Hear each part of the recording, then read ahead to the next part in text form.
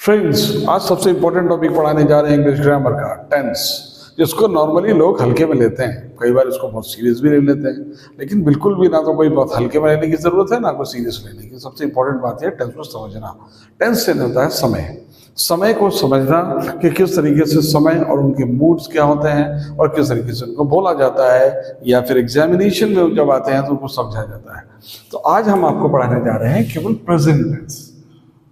तो present tense के जो प्रकार होते हैं ये आपको पता है, ये चार होते हैं। एक होता है प्रेजेंट इंडेफिनिट, एक होता है प्रेजेंट कंटिन्यूअस, एक प्रेजेंट परफेक्ट, एक प्रेजेंट परफेक्ट कंटिन्यूअस। आज हम आपको पढ़ाने जा रहे हैं प्रेजेंट सिंपल। तो यहां पर मैं आपको प्रेजेंट सिंपल को पढ़ा रहा हूं। प्रेजेंट सिंपल या प्रेजेंट इंडेफिनिट, आप इसको इंडेफिनिट भी बोल सकते हैं, प्रेजेंट इंडेफिनिट टेंस। अब प्रेजेंट इंडेफिनिट है, देखिए जो वर्तमान में है। प्रेजेंट का नॉर्मली प्रेजेंट इंडेफिनिट टेंस का कोई टेंस ही नहीं होता है, क्योंकि अगर मैं कहूँ कोई काम मैं करता हूँ तो वो मैंने कल भी किया था, आज भी करता हूँ, कल भी करूँगा, है ना। जब भी तो ताहू बोलता हूँ, हिंदी में जब ताहू लगा रहे हैं हम लोग, ताहू, तो हमेशा आप कौन सा फॉर्म यूज करें, सब्जेक्ट प्लस फर्स्ट फॉर्म। देखिएगा ये कहलाता है प्रेजेंट। ये कभी भी किसी भी आदत या किसी यूनिवर्सल ट्रुथ यानी कि सत्य बताने के लिए यूज होता है। Present indefinite tense is used to express habitual action and general truth. ये जनरल ट्रुथ को बताने के लिए इसका यूज होता है। Subject plus V1। अगर आपका सब्जेक्ट सिंगुलर और थर्ड पर्सन हो तो हमेशा वर्ब में एस या ईएस जरूर लगेगा। देखिएगा, अगर मैं कहूं यहां पर कि मैं जानता हूं तो कहेंगे आई नो। जैसा मैं यहां पर कहूं एग्जाम्पल में कि मैं जानता हूं तो क्या कहेंगे, आई नो।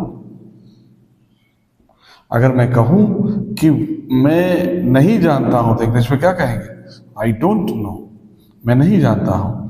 लेकिन अगर मैं कहूं कि वह जानता है तो इंग्लिश में क्या कहेंगे, ही नोज, ही नोज। अगर वो नहीं जानता तो कहेंगे he doesn't know, he doesn't know, तो डज हो जाएगा।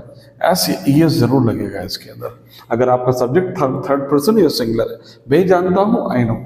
अगर मैं कहूं हर कोई जानता है सर, एवरीबडी नोज, कोई नहीं जानता, नोबडी नोज, तो ये सिंगुलर थर्ड पर्सन। कुछ सत्य के बारे में बताता हूं। जैसा मैं कहूं कि it rains in July, it usually rains in July. जुलाई के महीने में बारिश होती है सामान्यतः। देखिए रेन्स लगाया इट होने की वजह से, इट रेन्स इन जुलाई। लेकिन ये यूनिवर्सल ट्रुथ है, कभी ऐसा नहीं हो सकता कि इट इज रेनिंग इन जुलाई, थोड़ा सा ऑकवर्ड हो जाएगा। चलिए सही है कि अगर किसी भी यूनिवर्सल ट्रुथ को बता रहे हैं तो प्रेजेंट सिंपल टेंस में ही आपको बताना पड़ेगा। तो ये है प्रेजेंट इंडेफिनिट टेंस। कोई बहुत बड़ी बात नहीं है, सब्जेक्ट के साथ जो फर्स्ट फॉर्म लगा था ये प्रेजेंट इंडेफिनिट टेंस है। अगर मैं इसको आगे बढ़ाता हूं, मैं बोलूं प्रेजेंट कंटिन्यूअस टेंस, इसका नाम ही कंटिन्यूअस है, यानी कि जो लगातार हो रहा है, या इम्परफेक्ट भी बोल सकते हैं कि जो परफेक्ट ना हो। अभी वो काम परफेक्ट हुआ नहीं है, वो काम चल रहा है, इसलिए इसको हिंदी में कहते हैं रहा। कोई काम हो रहा है, इसका नाम ही देखिए कंटिन्यूअस है, अभी मैं पढ़ा रहा हूं। तो ऐसी स्थिति में इसका जो नियम होगा वो ये होगा, is am are plus V1 plus ING। ये किसी भी काम को करते वक्त बोला जाता है, यानी कि अभी वो काम जारी है। तो अगर मुझे यहां पर यह कहना है कि मैं सोच रहा हूं तो क्या कहेंगे, आई एम थिंकिंग। अगर मैं कहूं कि तुम सोच रहे हो तो यू आर थिंकिंग। अगर मैं कहूं कि वह सोच रहा है तो ही इज थिंकिंग। तो अगर मैं कहूं कि मैं सोच रहा हूं तो I am thinking, you are thinking, he is thinking. Is it clear? तो आपको समझना है, इसमें कुछ वर्ड्स भी यूज होते हैं। चलिए उन वर्ड्स के बारे में भी जानते हैं। जैसे अपन कहें नाउ, एट प्रेजेंट, है ना, दिस ईयर, टुडे, ये सारे के सारे वर्ड इस टेंस में यूज होते हैं। अगर आपको जैसे मुझे बता कि नाउ आई एम टीचिंग, अभी मैं पढ़ा रहा हूं, है ना। At present he is living in Mumbai, at present, तो अभी at present is used in present continuous tense always.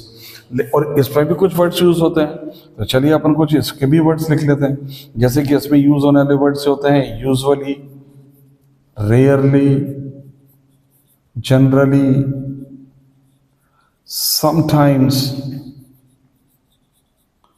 कभी भी याद रखिएगा, ऑलवेज। ये जो वर्ड्स होते हैं ना, इनके अंदर हमेशा प्रेजेंट टेंस यूज होता है। जैसे मुझे बोलना है कि कभी कभी मुझे लगता है, नॉट कभी कभी मुझे लग रहा है। इंग्लिश में होता है sometimes I think, sometimes I feel. अगर मैं हमेशा सोचता हूँ sir, I always think. Always is use in present simple tense, always. ऐसा क्लियर? और ये वर्ड जो होते हैं प्रेजेंट कंटिन्यूअस टेंस के लिए यूज होता है। तो इसको आप समझिएगा कि अगर थर्ड पर्सन आ रहा है तो इज यूज होगा, ही, शी, इट। अगर मैं कहूँ कि मैं सोच रहा हूँ, आई एम थिंकिंग, लेकिन मेरे पापा सोच रहे हैं, my father is thinking. America सोच रहा है तो America is thinking. Is it clear? I के साथ एम और यू के साथ आर का यूज होता है। रहा हूँ, रहे हैं, ये प्रेजेंट कंटिन्यूअस टेंस है। मुझे उम्मीद है कि आप इसको काफी अच्छे से समझ गए होंगे। हम आगे चलते हैं, तो चलो हम आगे बढ़ते हैं। अब हम पढ़ते हैं present perfect tense. Present perfect, इसका नाम ही प्रेजेंट परफेक्ट है। देखिए बहुत सारी चीजें तो वर्ड खुद ही बोल देते हैं। प्रेजेंट परफेक्ट, प्रेजेंट परफेक्ट ये होता है कि अगर कोई काम हम पूर्ण कर चुके हैं, तो ऐसी स्थिति में हिंदी में कुछ ये बोलते हैं, चुका हूं। क्या कहेंगे? चुका हूं। ये काम आप पूर्ण कर चुके हैं। तो जब आप कोई काम पूर्ण कर चुके होते हैं तो आप हमेशा क्या बोलते हैं? सब्जेक्ट प्लस हैज और हैव थर्ड फॉर्म, ये उसका नियम है। अगर आपको कहना है कि मैं कंप्लीट कर चुका हूं तो क्या बोलेंगे? I have completed, I have completed. इसमें भी कुछ वर्ड्स यूज होते हैं। चलिए पहले वर्ड्स पढ़ लेते हैं कि इसमें किस तरह के वर्ड्स यूज होते हैं। तो वर्ड्स हमारे पास जो यूज हो रहे हैं वो होते हैं ऑलरेडी, एवर, येट, सो फार, है ना। और एवर, कभी भी वर्ड यूज हो रहे हैं तो आपको समझना है यही वर्ड टेंस यूज होगा। जैसा अगर मैं कहूं कि I have not decided yet, not I didn't decide yet, ये गलत हो जाएगा, क्योंकि yet is always used in present perfect tense. कोई काम हो चुका है, I have already taken up the job, I have already taken up the job. Have you ever thought, का तुमने कभी सोचा है? एवर 2 बार यूज कर दिया हमने। सो फार का मतलब यही होता है ना। I have met him 4 times so far, तो सो फार क्या मतलब होता है? अभी तक। चुका हूं के सेंस में ही यूज होता है। इसलिए इसके एग्जाम्पल से मैं समझाने की कोशिश करता हूं।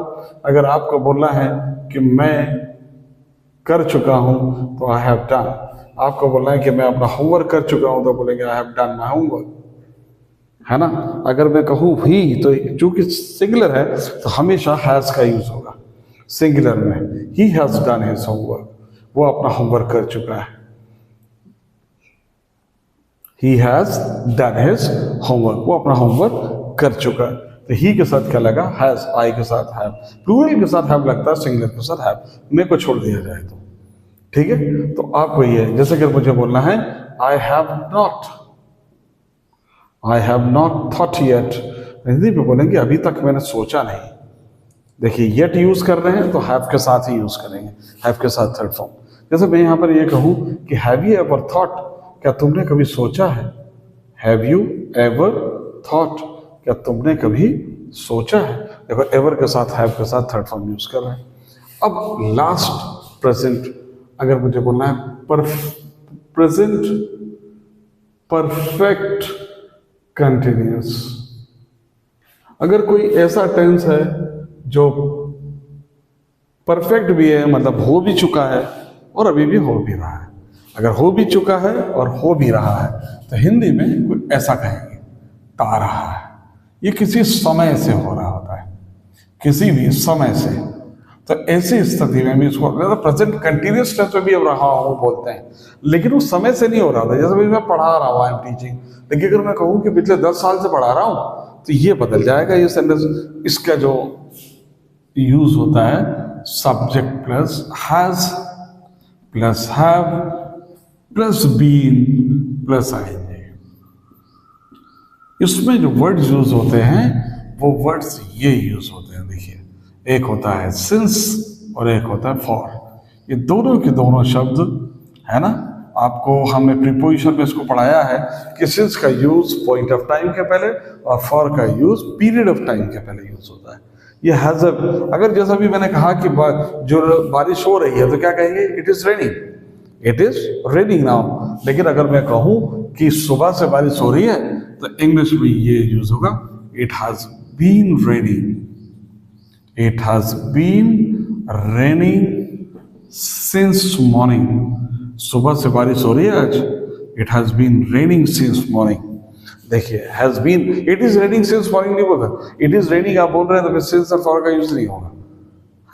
हिंदी में यही बोलते हैं, जैसा मैं कहूँ मैं पढ़ा रहा हूँ तो मैंने कहा आई एम टीचिंग, तो मैंने कहा पिछले 10 साल से पढ़ा रहा हूँ तो I have been teaching, I have been teaching हो जाएगा, आई एम टीचिंग देखिए गलत निकल ही रहा है। I have been teaching English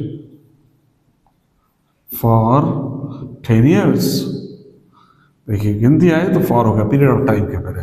I have been teaching English for learn, तो सिंस एंड फॉर का यूज कभी भी प्रेजेंट परफेक्ट कंटीन्यूअस टेंस में ही होता है। तो ऐसे हमारे पास 4 प्रेजेंट हो गए। अगले लेक्चर्स में हम पास्ट और फिर फ्यूचर पढ़ेंगे और इसको बहुत ध्यान से पढ़िएगा। जो सबसे इंपॉर्टेंट चीज है ये वर्ड्स, इसको कई बार एग्जामिनेशन में आता है हैव यू एवर, तो एवर यूज किया तो बताइए टेंस कौन सा यूज होगा, तो ever is use in present perfect tense. आपको इसी समझिए सिंस और फॉर यूज हो रहा है हमेशा यही टेंस लगेगा, इट हैज बीन। कभी ऐसा नहीं हो सकता कि it is raining since morning, it has been raining since morning ही यूज होगा। तो इसको याद रखिएगा और पढ़िए, ये हर दृष्टि से काम में आएगा, स्पोकन इंग्लिश हो या फिर रिटन इंग्लिश हो। Thank you so much.